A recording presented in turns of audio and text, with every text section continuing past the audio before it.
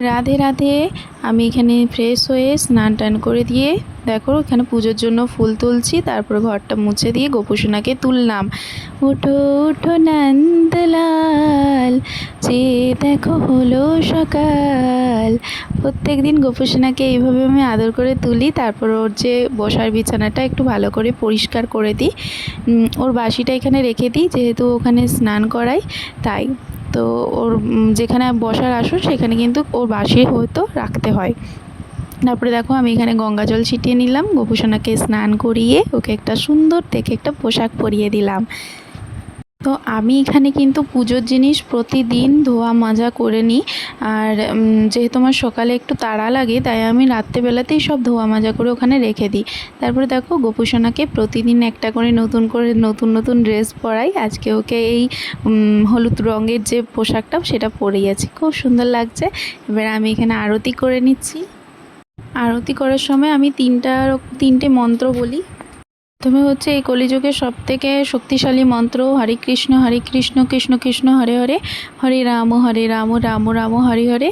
তারপরে বলি জয় শ্রীকৃষ্ণ চৈতন্য প্রভু নিত্যানন্দ শ্রী অদ্বৈত গদাধর শিবসাদী গৌর ভক্তবৃন্দ, যেটা আমাদের মালা গাঁথার সময়তে মানে নামজপ করার সময় যে মন্ত্রটা দিয়ে শুরু করতে হয়।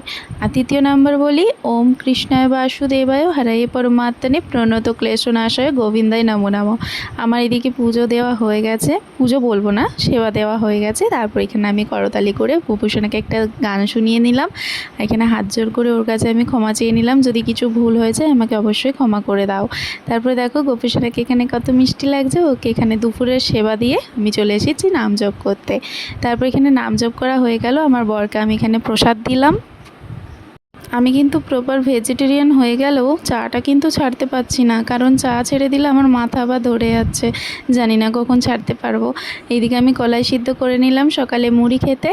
তারপর এখানে আমার মুড়ি খাওয়া হয়ে গেছে। এখন বাজে বিকেল 4:15। 4:15তে দেখো বৃষ্টি শুরু হয়ে গেছে।